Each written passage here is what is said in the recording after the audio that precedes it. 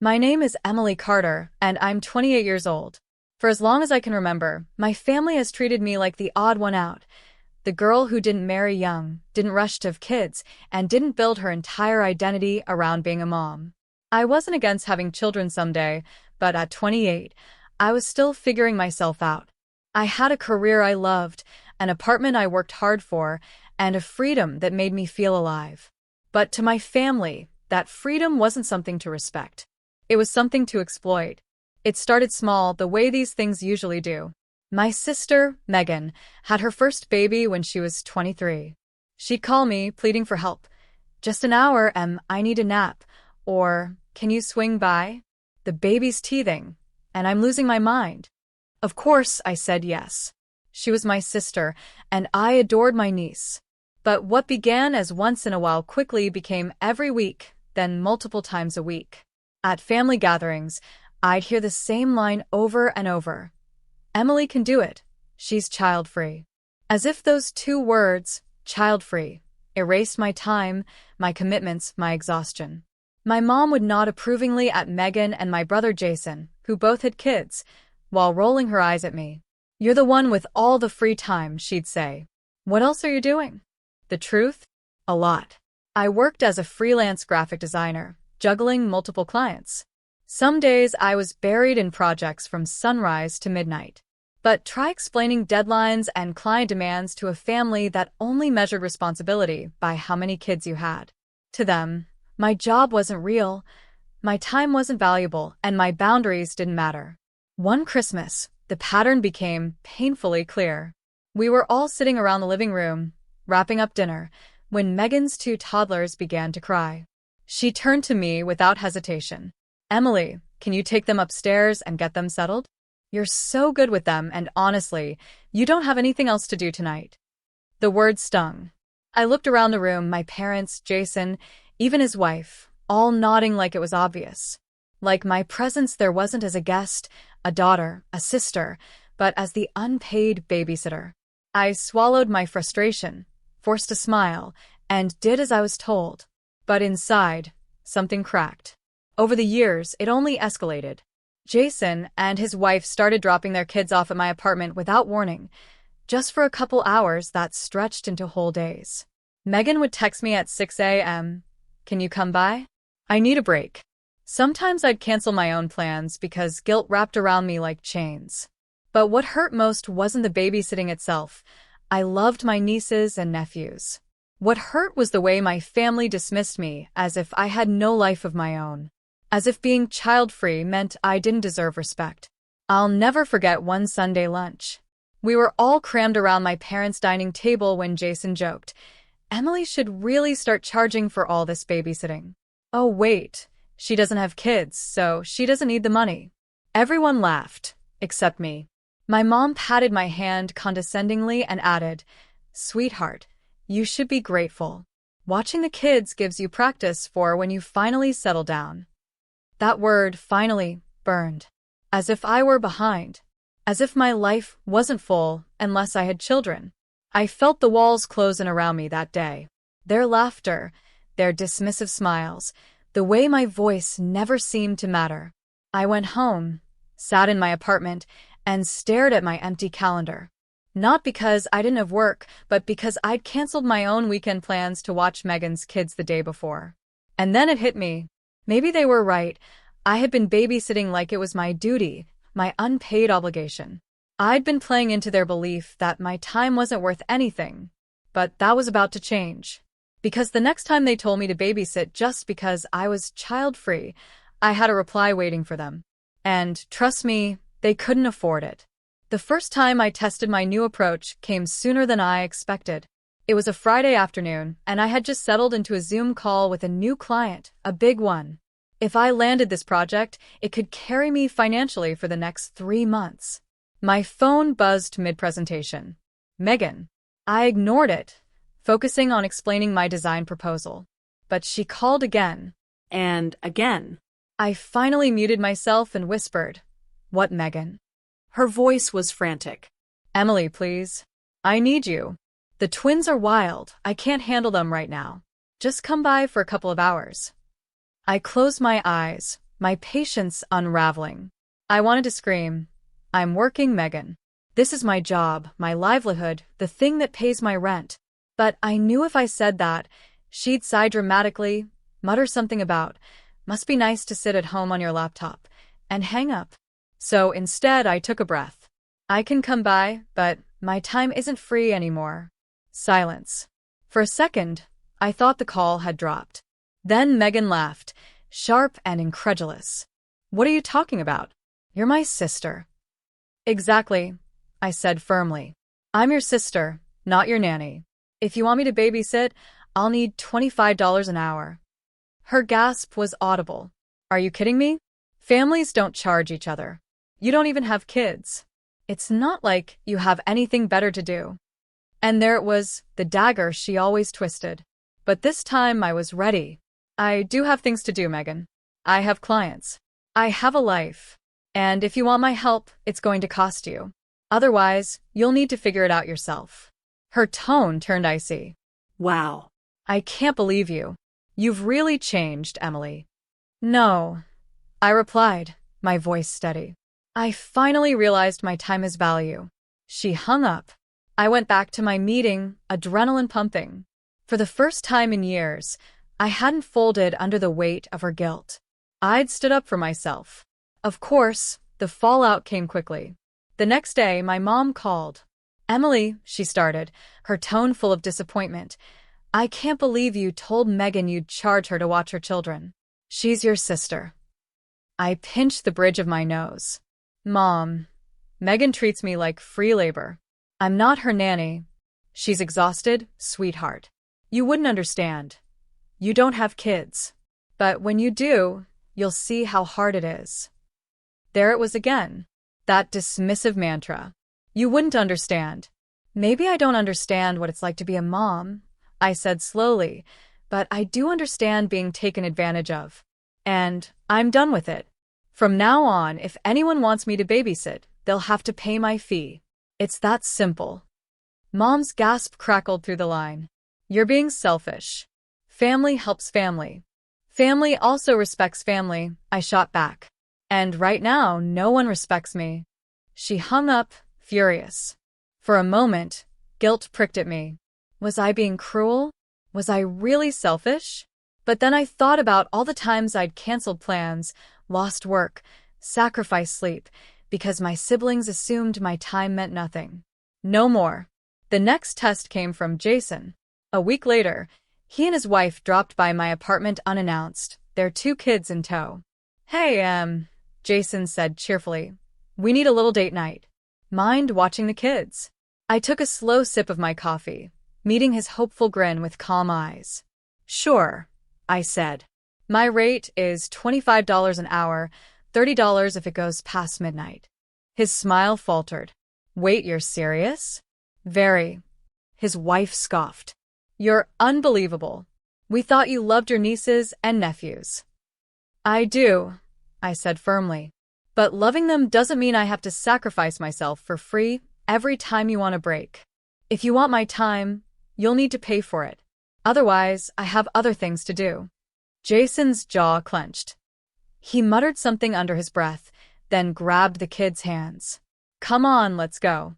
Clearly, Aunt Emily doesn't want to spend time with you." That one hurt. The kids looked back at me, confused, their little faces crestfallen. I waved gently, forcing a smile, but inside my chest ached. I wasn't rejecting them, I was rejecting being used. Word spread quickly. Within days, the whole family knew about my fee. Group chats buzzed with judgment. Claire, my cousin, texted, "Honestly, Emily, you're making things awkward. Everyone's saying you think you're too good to help out now." Too good? No. Just done being their unpaid convenience. At first, I thought I'd lost. That by standing up for myself, I'd alienated my family completely. Calls stopped. Invitations dried up. Weeks passed in silence. But then something surprising happened. A colleague at the community center, a young mom named Sarah, overheard me joking about my new babysitting fee. She tilted her head and said, "Wait, you charge? That's genius. I'd pay you.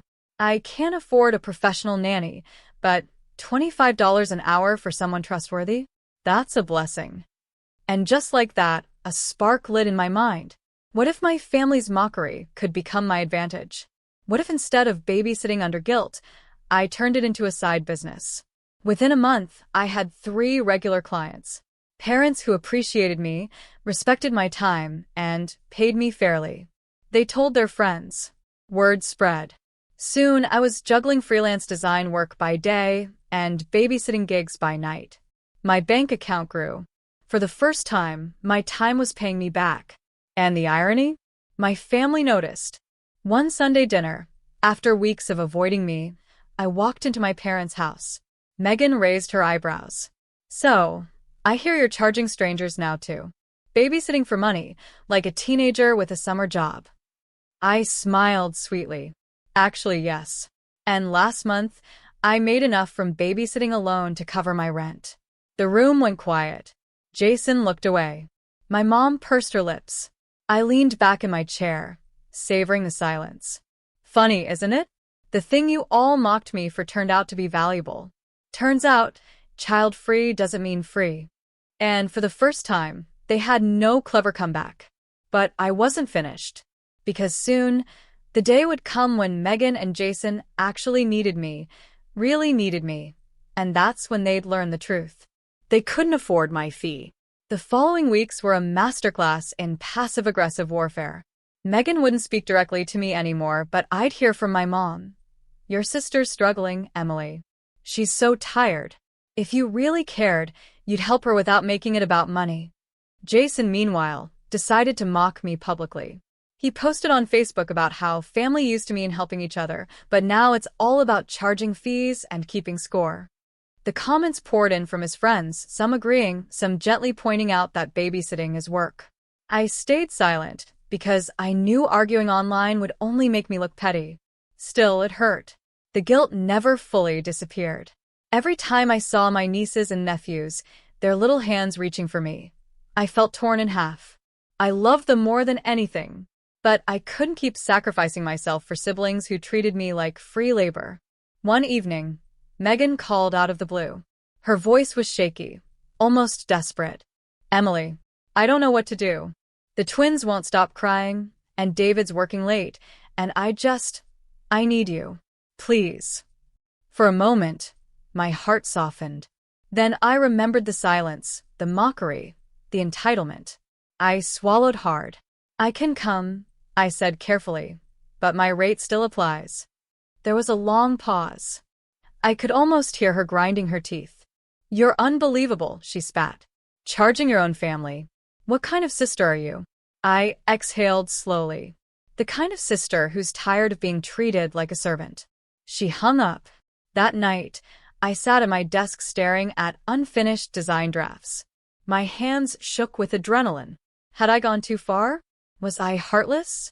But then I glanced at the calendar hanging above my computer, packed with deadlines, client calls, and scheduled babysitting gigs for paying clients. My life was full, my time was valuable, and for once, I was in control of it. A week later, my family gathered for my mom's birthday dinner. I walked into the house bracing myself. Sure enough, the tension hit me like a wall. Megan sat stiffly at the table, her lips pressed into a thin line.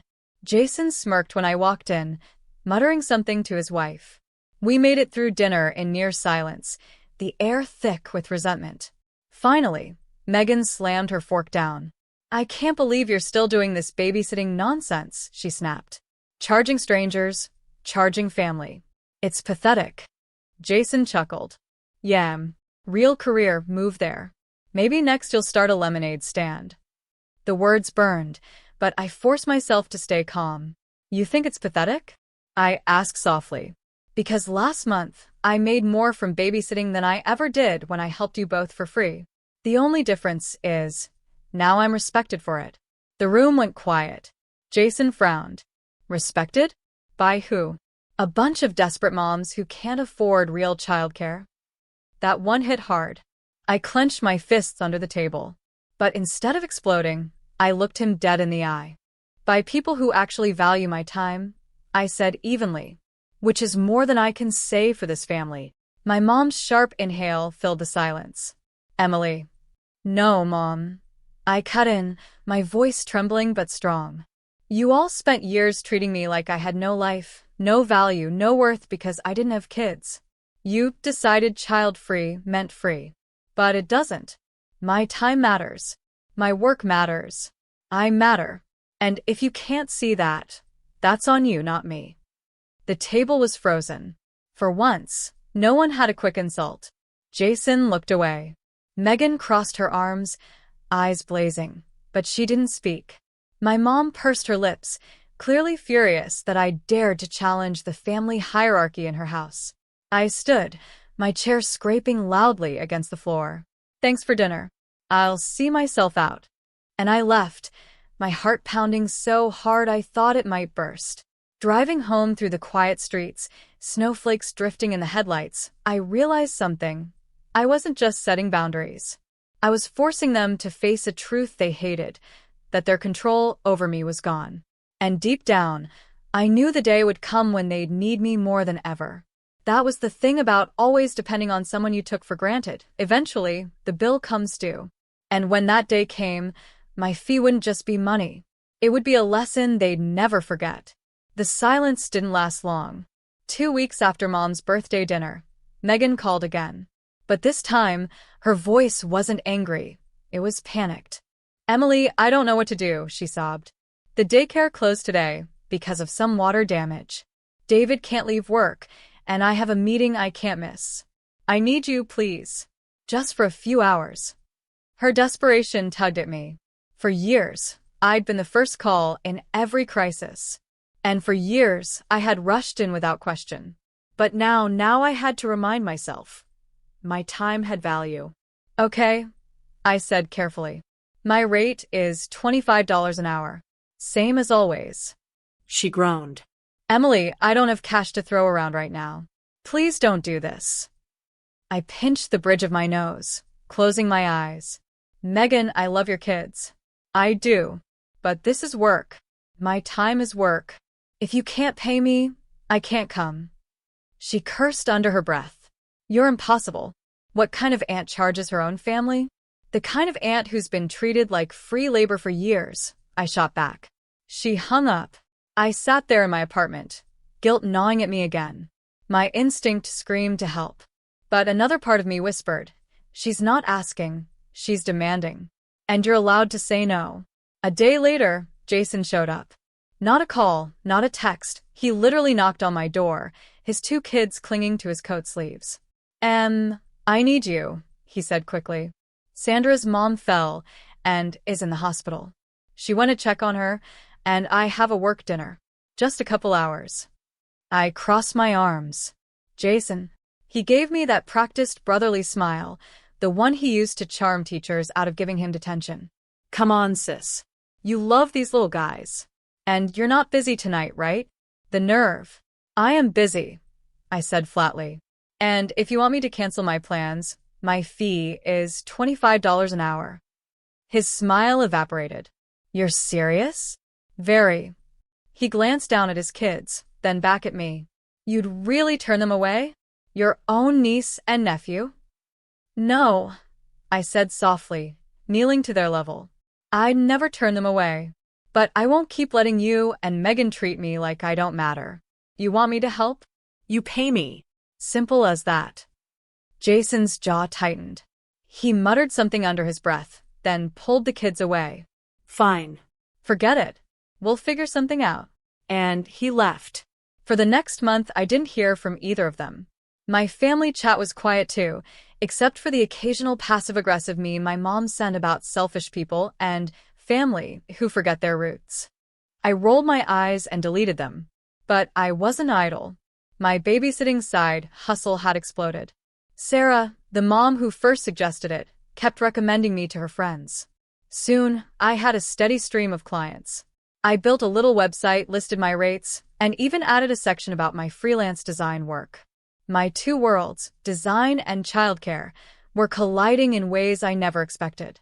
Parents hired me for babysitting, then asked me to make posters for their businesses. It was exhausting but exhilarating. By mid-March, I was earning more than I ever had in my life. For the first time, I wasn't worried about rent, bills, or emergencies. And then came the call that changed everything. It was a Thursday evening.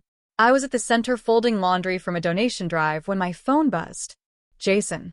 I almost ignored it, but something told me to answer. Emily, he said, his voice tight. I need you. Please. Megan's at the ER with one of the twins. She fell and hit her head. Mom's with her. Sandra's stuck at the hospital with her mom. I have all the other kids, and I can't manage. They're screaming, running wild. I can't do this alone. For a moment, my stomach dropped. This wasn't just guilt or entitlement. This was desperation. I can come, I said slowly. But Jason, you know my rate. He groaned. I can't. You can't afford it? I asked, my voice firm. Or you don't want to? Silence. Then a muttered curse. Fine. How much? $25 an hour. Cash or transfer? He sighed. You win.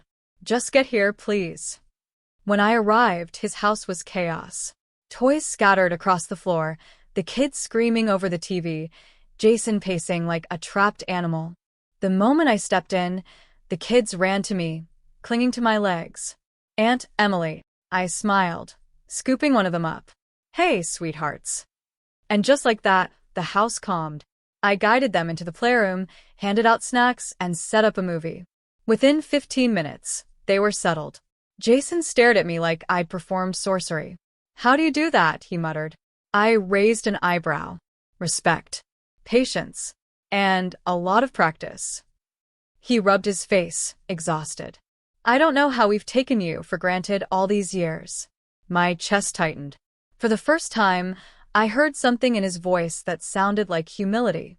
When Sandra came home later, Jason handed me an envelope. 3 hours, he said quietly. $75. Worth every penny. I nodded, tucking it into my bag. Thank you. As I drove home, my phone buzzed again. This time, it was Megan. Emily, she whispered, her voice shaky. Thank you for helping Jason. And I'm sorry. For everything. I didn't reply right away. Tears stung my eyes, but I held them back. Because for the first time, I realized the balance had shifted. They finally saw me. Not as the child-free babysitter, not as the useless one, but as someone whose time, effort, and love had value. And it was only the beginning, because soon, they'd learn the full cost of underestimating me. After that night at Jason's, everything shifted. It wasn't immediate, of course. Megan still avoided me for a while, too proud to admit she needed me. Jason stayed quiet, his usual arrogance stripped down to something closer to reluctant respect. But the cracks were showing. They knew now that when things got bad, I was the one they called, and if they wanted my help, they had to pay my fee. And slowly, grudgingly, they began to accept it. One Saturday morning in April, Megan texted, Can you take the twins for 3 hours? David and I need to run errands. We'll pay your rate. I stared at the message for a long moment. My heart ached with a strange mix of emotions, pride, relief, even sadness. It had taken years of being ignored, mocked, and used to get here. But finally, they were treating me like my time had value. Yes, I typed back. Cash up front. When I arrived, Megan handed me an envelope without a word. I counted it, $75, exact. Her eyes flickered with discomfort, like the money burned in her hand. But I accepted it with a smile, took the twins, and spent the afternoon playing blocks and reading stories. When she returned, she hesitated at the door. They missed you, she murmured. I nodded, handing the kids back. I miss them too. She swallowed hard, like she wanted to say more, but instead she thanked me and closed the door. Jason was next. He called on a Thursday evening, sounding unusually humble. I know it's last minute, but Sandra's swamped and I'm stuck late at work. Could you cover for 3 hours? I'll pay double. My eyebrows shot up. Double? Why double? I asked. Because I don't want to argue, he admitted. You're worth it. I sat there stunned. Jason, The brother who once laughed at the idea of me charging anything was now offering twice my rate without hesitation. That night, as I tucked his kids into bed, I realized something. I wasn't just the fallback anymore. I was the foundation. And my family hated that truth.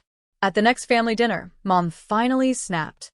"This is ridiculous," she declared as we sat around the table. "Emily, you've turned babysitting into some business transaction. We're family. Family doesn't nickel and dime each other." I set my fork down slowly. Family also doesn't exploit each other. Her face reddened. "Exploit? How dare you? How dare you?" I cut in, my voice trembling but steady. "For years, you treated me like I was worthless. Like my time, my work, my life didn't matter because I didn't have kids. You told me to cancel plans, give up projects, miss sleep, because apparently child-free meant free. But it doesn't. My time matters. And now, for the first time, you're all seeing it." The room fell silent. Megan stared at her plate. Jason shifted uncomfortably. Mom's lips pressed into a thin line. "You're not the only one who sacrifices, Emily." I leaned forward. "No, I'm not. But I'm the only one who is expected to sacrifice everything without question, without thanks, without respect. And I won't do it anymore." For once, no one argued. But the real turning point came a week later. Megan called again, but this time, not for babysitting. "Emily," she whispered, her voice fragile. "I need to talk." I met her at a cafe, where she sat hunched over a coffee cup, dark circles under her eyes. "I don't know how you do it," she admitted. "Balancing work, babysitting, everything. I feel like I'm drowning." I blinked, stunned. Megan, the sister who always looked down on me, was confessing weakness. "Because I set boundaries," I said gently. "I know my worth. And I stopped letting people take advantage of me." Her eyes filled with tears. "I'm sorry, Em. For all of it. For treating you like you didn't matter. You've done more for me and the kids than I ever admitted." For a moment, I couldn't speak. My throat tightened, my eyes burned. After years of silence, those words were more valuable than any envelope of cash. But I wasn't naive. Words were one thing. Actions were another. And soon, they'd be tested. Because Megan and Jason weren't just learning that they had to pay me for my time. They were about to learn something even harder. That respect isn't optional. And that was a fee they might not be ready or able to afford. By May, I had become the reluctant star of the family. Not because they loved me more, not because they suddenly discovered I was worthy, but because they had no choice. My rate was the only thing keeping me from being swallowed up by their demands, and they hated it, but they kept paying. Megan tried to disguise it as kindness at first. "Here's a little something for your trouble," she'd say, slipping an envelope into my hand. Jason tried joking about it. "Look at you, running a babysitting empire. Should I start calling you boss?" But beneath their words, I could see the resentment. Paying me meant acknowledging that I was not their doormat anymore. And that truth was bitter for them to swallow. It all came to a head one Saturday afternoon. Jason called, frantic. "I need you now. Sandra's at urgent care with her mom again and I have the kids. They're losing it. Please." I was already exhausted from a week of back-to-back design deadlines and babysitting gigs. "Jason," I said slowly, "it's the weekend. My rate is time and a half." He sputtered. "Time and a, are you serious?" "Very," I said calmly. $37.50 an hour. Minimum 3 hours. Silence. "Then, that's robbery." "No," I replied, steady. "That's respect." He groaned but eventually muttered, "Fine. Just get here." When I arrived, the kids were screaming, toys littered across the floor, Jason pacing like a caged animal. He handed me the cash up front, grumbling under his breath.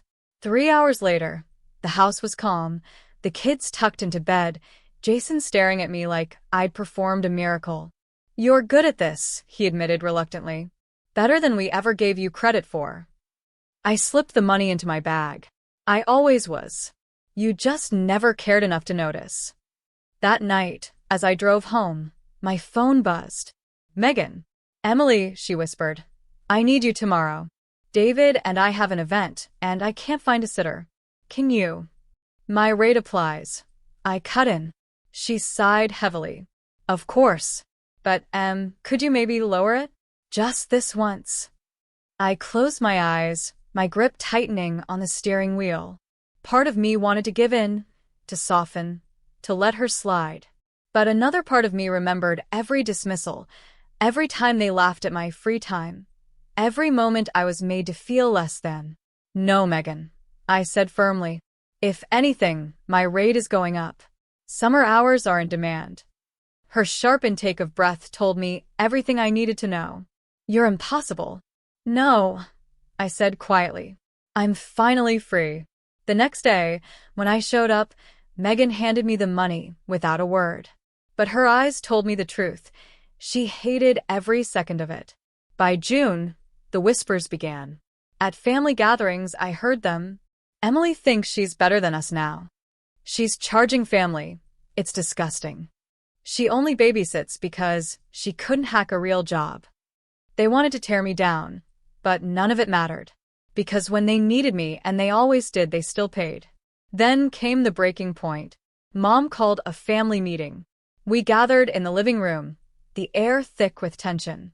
Jason sat stiffly on the couch, Megan beside him, arms crossed. Mom stood at the front like a judge about to deliver a verdict.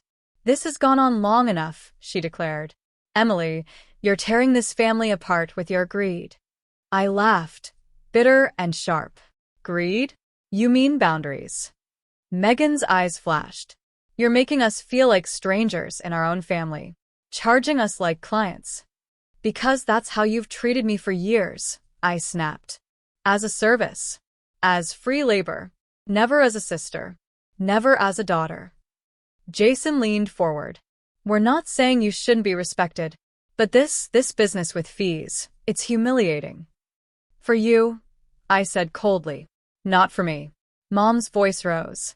"Family should help without expecting anything in return." I stood, my voice trembling with fury.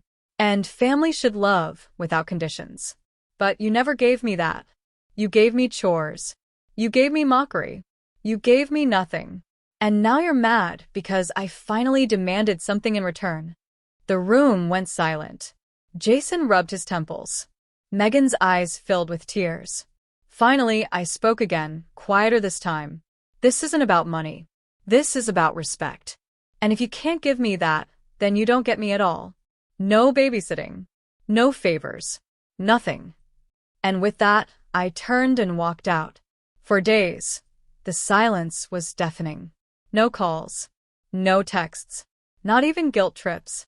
For the first time in years, I felt the freedom of real boundaries. But it didn't last. Because a week later, Megan called again, this time sobbing. "Emily, please. I don't know what to do. The twins' daycare closed permanently. I can't afford a full-time nanny. David's working overtime. I need you. Please, I'll pay whatever you want." And in that moment, I realized something. They had finally broken. They needed me more than ever. And it was time to show them the true cost. When Megan called me that night, sobbing about the daycare closing, I almost felt bad. Almost. For years, she and Jason had treated me like the backup plan, the free option, the person who didn't have anything better to do. And now here she was begging because the one thing they always assumed they had, free childcare, was gone. "Emily, I don't know what to do," Megan cried into the phone. "The twins are too much for me. I can't work, I can't think. Please, I need you." I sat back in my chair, staring out the window at the city lights. My heart ached for the kids. I loved them more than anything. But I couldn't let Megan's desperation erase the years of dismissal and disrespect. "Okay," I said slowly. "But this isn't just babysitting anymore. This is full-time childcare. And that comes with a different fee." There was silence. Then, "How much?" I took a deep breath.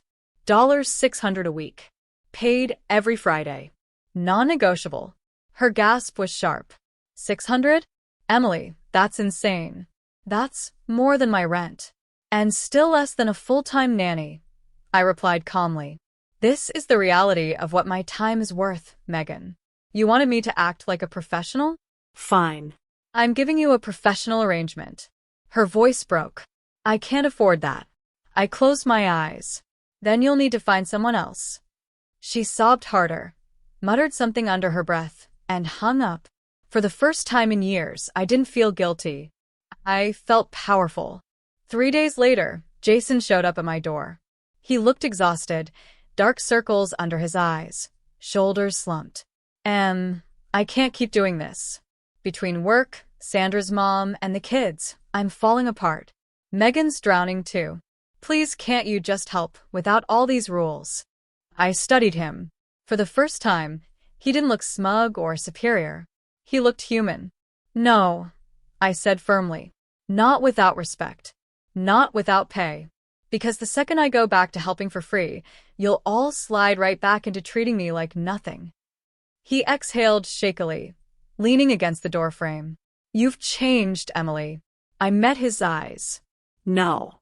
I just stopped letting you use me. He didn't argue. He just nodded, defeated. That week, Megan caved. She transferred the first $600 into my account with a note, for the kids. Please start Monday. And so I did. But this time, it was on my terms. I arrived at her house with a schedule, meal plans, activity outlines, and clear rules. My hours were 9 to 5, Monday through Friday. Anything beyond that? Overtime. At first, Megan bristled. You're acting like this is a job. It is, I said simply. But slowly, the routine settled. The kids adored me, of course they always had. And Megan began to soften. One afternoon, as I was packing up to leave, she stopped me at the door. Emily, she said quietly, you're amazing with them. Better than I am most days. I should have told you that a long time ago. My throat tightened. I nodded, too choked up to reply. Jason followed soon after. When he saw how smoothly things ran with me in charge, he stopped mocking and started respecting. One evening, he even admitted, I owe you an apology, Em. I've been an ass. You deserve better than how he treated you. It wasn't instant forgiveness. Years of hurt don't vanish overnight. But hearing those words finally meant more than they could know. The real shift came at Mom's house one Sunday. We were all gathered for dinner, the usual tension simmering under the surface. Mom, as always, tried to stir the pot. So, Emily, how's the babysitting business? Still charging your poor siblings like they're strangers? I set my fork down slowly. Yes, I said calmly. And they pay me, because they finally understand that my time matters. The room went still. Jason glanced at Megan, who nodded slightly. Then he looked at Mom. She's right, he said firmly. We took her for granted for too long. She deserves respect. And if that means paying her, then that's what we'll do. Megan added softly, she's saved us more times than I can count. I don't know what I'd do without her. Mom's eyes widened, her lips parting like she'd been slapped. For once, she had no snide remark, no sharp retort. I leaned back in my chair, my voice steady. Funny, isn't it? The child-free one you all dismissed turned out to be the one you needed most. And now you know you can't afford to treat me like I don't matter. Silence. And in that silence, I felt the power shift completely. By the end of summer, everything had changed. My babysitting fee had grown into a small business. Parents in the neighborhood booked me regularly, some even months in advance. My freelance design work flourished too, boosted by the referrals I got from grateful moms and dads. And my family? They never dared call me child-free and free again. Instead, they paid. They thanked. They respected. Because they had learned the truth the hard way. The cost of underestimating me was far higher than they ever imagined. And now, they couldn't afford to lose me.